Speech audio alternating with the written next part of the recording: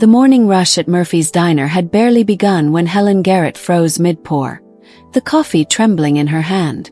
At booth 4 sat a man in a tailored gray suit, calm, polite, exhausted, flanked by 2 guards who didn't belong in this quiet Canadian town.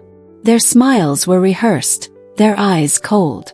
And when they switched from English to German, whispering words they thought no one understood, Helen's heart skipped.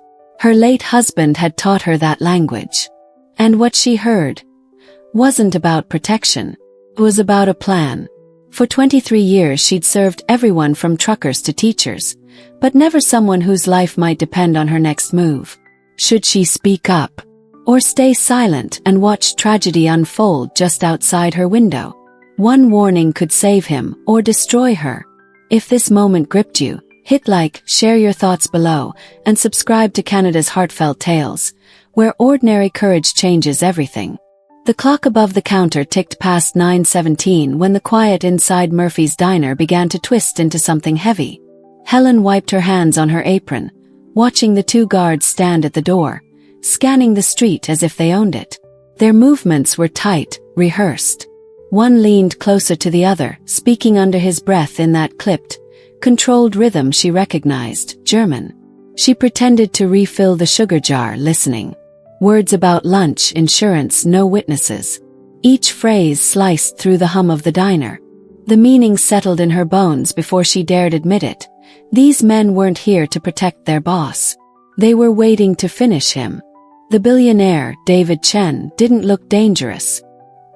He sat hunched over his phone, the morning light cutting across his face, highlighting the exhaustion of someone who'd fought too many private battles.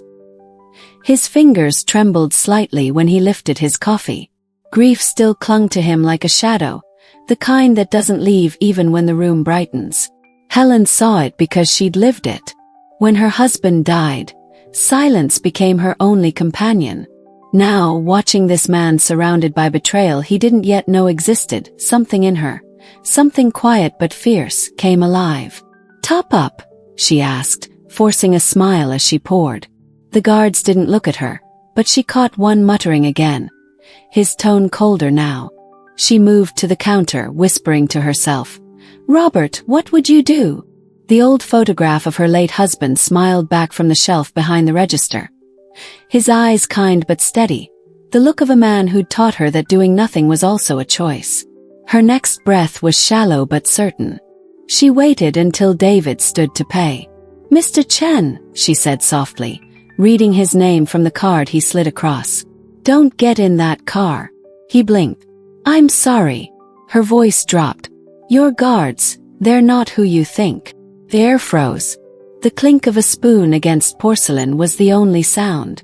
The guards turned sharply, eyes narrowing. "Is there a problem here?" one asked. Helen's throat tightened. Every instinct screamed at her to step back, to pretend she'd made a mistake. But she'd already crossed that line.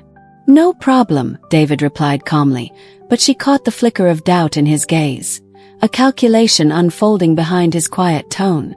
Minutes later, as the men stepped outside, Helen exhaled shakily. She didn't know if he believed her. She didn't know if she'd just made things worse. Through the window, she saw David standing by the parking meter, phone to his ear, speaking fast. The guards lingered near the car, glancing over their shoulders, their tension sharp as wire. Then, a sudden flash of blue and red reflection across the diner window. 2 unmarked police cars rolled up silently. The guards stiffened. One cursed in German. Inside, Helen's hands trembled around the coffee pot. David lowered his phone, nodding toward the approaching officers. The guards' composure cracked. One bolted for the alley, the other followed, shoving past startled customers. The door slammed open. The sound of boots on wet pavement echoed outside. When David walked back in, the quiet was absolute. His expression had shifted, no longer weary but resolute. "They're gone," Helen whispered. "I know," he said. "And the police are handling the rest." That afternoon, detectives filled the diner, their radios crackling. Helen gave her statement 3 times, each version steadier than the last. When it was over, David sat across from her in the corner booth. The same spot where everything had begun. "You risked your life for a stranger," he said. She shrugged lightly, though her hands still shook. "Sometimes the right thing's the only thing left." He smiled faintly. "You remind me of someone I used to know. My wife." The words carried the weight of grief that didn't need explaining. She only nodded. When he left, he pressed a folded card into her palm. "If you ever need anything," he said, "call this number." Days turned into weeks. The story spread. Small-town waitress foils billion-dollar murder plot. Reporters came, but Helen refused interviews. She didn't do it for fame. She just wanted her diner quiet again. Then one crisp morning the black car returned. Her heart stuttered until the door opened and David stepped out alone. He looked different. Lighter somehow, the sadness replaced by something like peace. He ordered coffee and pie, sat at the same booth and said, "I owe you my life, Helen. But more than that, I owe you purpose." He told her how his partner Marcus had orchestrated everything. The fake guards, the poisoned security team, the insurance scheme. Marcus was now under arrest, facing decades in prison. "He thought money could hide everything," David said quietly. "But he forgot. Good people still exist." Helen laughed softly. "Guess he picked the wrong diner." Over the months that followed, David kept visiting. Not as a billionaire but as a friend. Sometimes he helped refill coffee, chatting with the regulars. Sometimes he sat quietly, staring at the snow through the window. One day he brought papers, thick legal documents bound neatly. "I'm starting something," he said. "A foundation. For people like you." She frowned. "People like me." He nodded. "The ones who speak up when it's easier to stay silent." He slid the folder across. "The Helen Garrett Foundation for Everyday Courage." Her name in gold lettering made her eyes sting. "I don't need this," she said softly. "Yes," he replied, "but the world does." That winter, the diner became something more than a place for pancakes and coffee. Teenagers came asking for scholarships. Retirees brought donations. The community, once quiet, cautious, began to talk about courage, about standing up even when it's hard. Helen worked her shifts as always, but something inside her had changed. Every time the bell above the door rang, she looked up expecting ordinary faces, yet every stranger reminded her that anyone could carry a story worth saving. She'd see David often, still healing from the loss that had once hollowed him. They'd talk about his wife, Linda, how she'd believed kindness was the last defense against chaos. Helen believed that too. Then, one evening, as the sun dipped behind the maple trees, the news came in. Marcus Steinberg sentencing. Helen watched the television in the corner as the judge read the verdict. Fraud. Conspiracy. Attempted murder. Life in prison. David's statement played next. "Calm, steady. Justice isn't revenge," he said. "It's restoration. And sometimes, it begins with a single brave voice." Helen turned off the TV and stood quietly by the window. The world outside felt still, almost sacred. She'd never thought her courage would ripple this far. A few days later, David returned with something wrapped in brown paper. "For you," he said. Inside was a framed photograph, a candid shot of her pouring coffee, taken the morning everything changed. Beneath it, an inscription.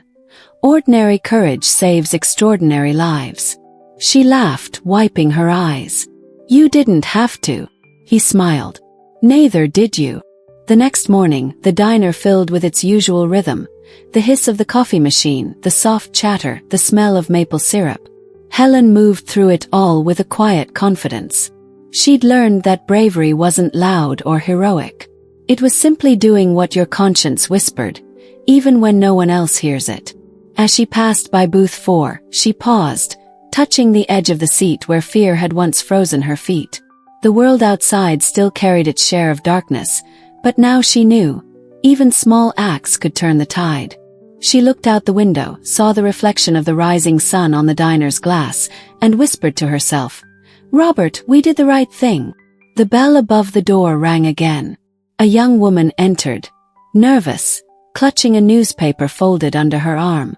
Helen greeted her with the same warmth she'd once given David. "Coffee's fresh," she said. The girl smiled faintly. "I read about you," she said. "I just wanted to say thank you." Helen's chest tightened, but she only nodded. "Sit anywhere, sweetheart. You're safe here." Outside, the wind picked up, carrying the last of autumn's leaves down Main Street. The same street where betrayal had once parked in a black car and where courage had quietly rewritten its ending. And as the scene faded, the diner lights glowing against the early dusk, the laughter of customers mingling with the soft music from the jukebox, one truth remained clear. No evil plan lasts forever. Not when someone brave enough decides to listen and speak. Snow fell softly outside Murphy's diner, settling over the empty street like a quiet promise. Inside, Helen wiped down the counter, her reflection shimmering in the window beside the words "open late." For the first time in years, she felt at peace, not because life had grown easier, but because she'd finally proven to herself that courage wasn't about strength. It was about choosing what's right when no one's watching. David still came by every Tuesday, sometimes with flowers, sometimes just a story. The world hadn't stopped spinning after betrayal, but it had changed, ever so slightly, for the better. The foundation he built in her name was helping strangers she'd never meet, and somehow that felt like Robert's legacy too. As she turned the sign to closed, a girl passing by waved through the glass, a reminder that hope always finds new hands to hold it. Helen smiled, locking the door behind her, the neon glow fading into the snow. Because the truth is simple. One act of honesty can rewrite 1,000 wrongs. If this story moved you, tap like, share it with someone who needs a little courage today, and subscribe to Canada's Heartfelt Tales, where every story reminds us that kindness still wins.